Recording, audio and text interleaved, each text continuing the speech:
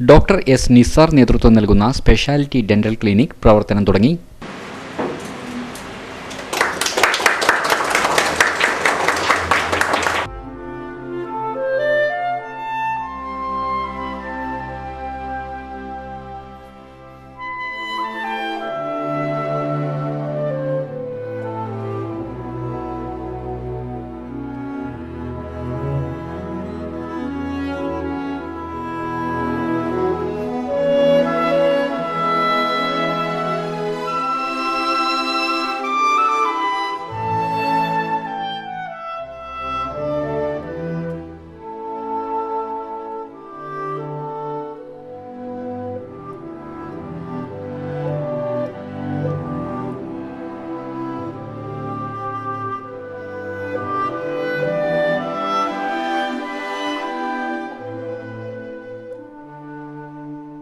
Trade union നേതാവ് MS റാവത്തറെ അനുസ്മരിച്ചു. C ചന്ദ്രൻ ഉദ്ഘാടനം ചെയ്തു. പുള്ളിയുടെ അസുഖം പുള്ളി ചോദിക്കാറില്ല, എങ്ങനെയുണ്ട് അസുഖം, എൻ്റെ അസുഖത്തെ പറ്റിയിട്ട് അന്വേഷിക്കാറുണ്ട്. മരിക്കുന്നതിന് ഒരു 2 ദിവസം മുമ്പും ചില പേഴ്സണൽ കാര്യങ്ങൾ സംസാരിക്കുന്നതിന് ഞാനുമായിട്ട് കുറേ നേരം ഫോണിൽ സംസാരിച്ചു. 26-ാം തീയതി കേരള സ്റ്റേറ്റ് ഇലക്ട്രിസിറ്റി എംപ്ലോയീസ് കോൺഫറൻസിൻ്റെ വനിതാ വിഭാഗത്തിൻ്റെ സമ്മേളനത്തിൽ പങ്കെടുക്കാനാണ് എറണാകുളത്ത് വന്നിറങ്ങിയത്. ശ്രീ KP ധനപാൽ MPയുമായി ഫോണിൽ സംസാരിച്ചുകൊണ്ടിരിക്കുമ്പോഴാണ് അദ്ദേഹം കുഴഞ്ഞു വീണത്. അന്ന് എംപ്ലോയീസ് ഫെഡറേഷൻ്റെ ജില്ലാ കമ്മിറ്റി വെച്ചിരുന്നു. പക്ഷേ ഈ റാവത്തർ കുഴഞ്ഞു വീണു എന്ന് പറഞ്ഞപ്പോൾ ശ്രീ മൂർത്തിയും ശ്രീ ഷൺമുഖനും എന്നെ വിളിച്ച് നമുക്ക് മീറ്റിംഗ് മാറ്റി വയ്ക്കുകയല്ലേ ചോദിച്ചു, മാറ്റി വയ്ക്കാൻ പറഞ്ഞു. അപ്പോഴും മരിക്കും എന്നുള്ള വിശ്വാസം എന്നെ സംബന്ധിച്ചിടത്തോളം ഉണ്ടായിരുന്നില്ല. ഞാനപ്പം തന്നെ ശ്രീ KP ധനപാലിനെ ഫോണിൽ ബന്ധപ്പെട്ടപ്പോൾ കുഴപ്പമൊന്നും കാണുന്നില്ല, ICUവിലാക്കിയിരിക്കുകയാണ് എന്ന് പറഞ്ഞു. അപ്പോഴും ഒരു നേരിയ പ്രതീക്ഷയുണ്ടായിരുന്നു. പക്ഷെ വൈകുന്നേരം ഞാൻ ബന്ധപ്പെട്ടപ്പോൾ സംഗതി ഓരോ നിമിഷവും അപകടസ്ഥിതിയിലേക്ക് കൂപ്പൂത്തി വീഴുന്ന കാഴ്ചയാണ്. ശ്രീ MS റാവത്തർ മരണപ്പെട്ടു. അദ്ദേഹം അത്യാസന്ന നിലയിൽ ആശുപത്രിയിൽ പ്രവേശിപ്പിച്ചിരിക്കുന്നു എന്ന വാർത്ത കേട്ടത് മുതൽ അദ്ദേഹത്തിനൊന്നും സംഭവിക്കരുതേ എന്ന് മനസ്സുകൊണ്ട് പ്രാർത്ഥിച്ച ഒരാളാണ്. ആ പ്രാർത്ഥന പൂർണ്ണമായും ഒരു സ്വാർത്ഥതയിൽ നിന്നുടലെടുത്ത ഒരു പ്രാർത്ഥനയുമാണ്.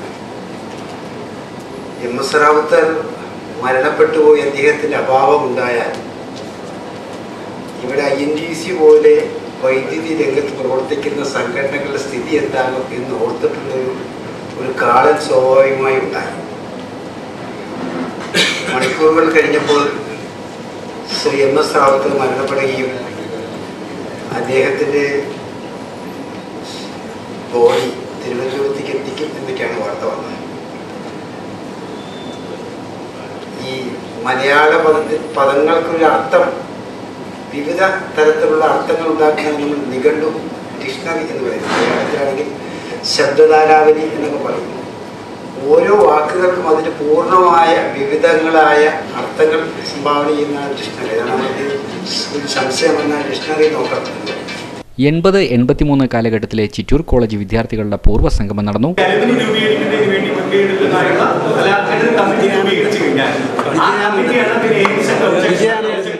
മുൻ MP NN കൃഷ്ണദാസ്, മുൻ MLA നൌഷ തുടങ്ങി നിരവധി പ്രമുഖർ പങ്കെടുത്തിരുന്നു.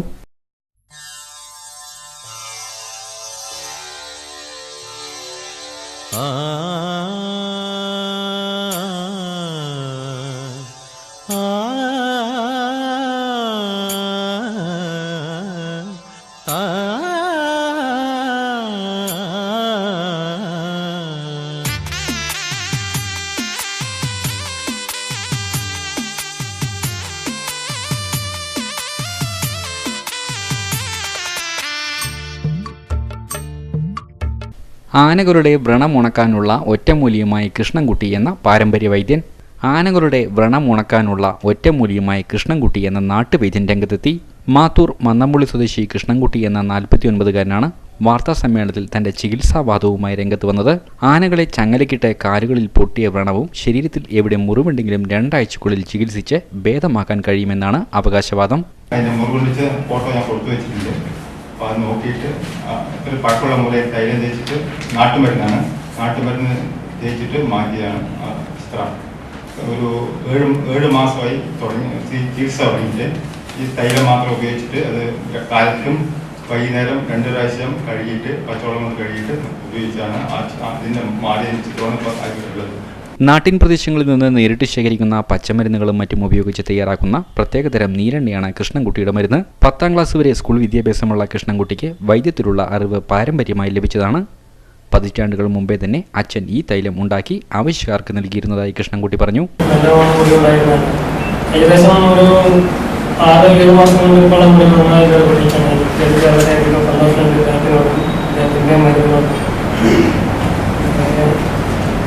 ആനകൾക്ക് പുറമെ വണ്ടിക്കാളകളുടെ മുതുകിലെ തഴമ്പ്, പാട്, മുറിവുകൾ എന്നിവ ഈ തൈലം കൊണ്ട് സുഖപ്പെടുത്താൻ കഴിയുമെന്നും പറഞ്ഞു.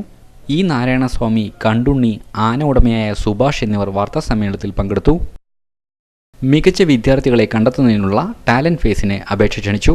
കേരളത്തിലെ ഏറ്റവും മികച്ച ഹൈസ്കൂൾ, ഹയർ സെക്കൻഡറി വിദ്യാർത്ഥികളെ കണ്ടെത്തുന്നതിനാണ് എഡ്യൂസോൺ സിവിൽ സർവീസ് അക്കാദമിയും ഫേസ് മീഡിയ റിസർച്ച് സെന്ററും സംയുക്തമായി ടാറ്റ മഗ്രാഹിൽ പബ്ലിക്കേഷന്റെ സഹകരണത്തോടെ ടാലന്റ് ഫേസ് മത്സരം സംഘടിപ്പിക്കുന്നത്. നവംബർ 20-ന് സ്കൂൾ തല പ്രിലിമിനറി പരീക്ഷ നടക്കും. വിദ്യാർത്ഥികളുടെ അക്കാഡമിക് അറിവുകൾക്കൊപ്പം ഭാഷാജ്ഞാനം, സമകാലിക വിഷയങ്ങളിലുള്ള അറിവ്, പൊതുവിജ്ഞാനം, മെന്റൽ എബിലിറ്റി, പ്രതിഭാശേഷി തുടങ്ങിയവയും പരീക്ഷിക്കപ്പെടും. വിജയികൾക്ക് ക്യാഷ് പ്രൈസും മെഡലും സ്കോളർഷിപ്പും ടാലന്റ് ഫേസ് മെഗാ അക്കാദമിക് ഷോയിൽ പങ്കെടുക്കാൻ അവസരവും ലഭിക്കും.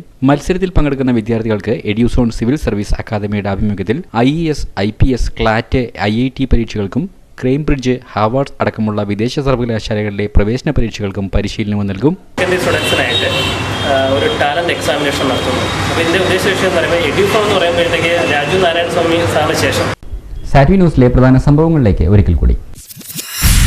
വന്യമൃഗങ്ങളിൽ നിന്ന് കൃഷിയെയും കർഷകരെയും സംരക്ഷിക്കാൻ സർക്കാർ ആത്മാർത്ഥമായി ഇടപെടണമെന്ന് കർഷക സംഘം. കുടിവെള്ള വിതരണ മേഖലയെ സ്വകാര്യവൽക്കരിക്കാനുള്ള ഗവൺമെന്റ് നീക്കത്തെ ചെറുക്കുമെന്ന് വാട്ടർ അതോറിറ്റി എംപ്ലോയീസ് യൂണിയൻ.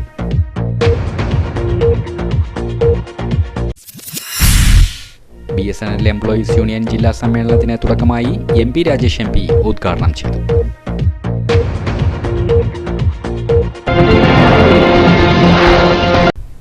ഈ വാർത്താ ബുള്ളറ്റിൻ സമാപിക്കുന്നു. നമസ്കാരം.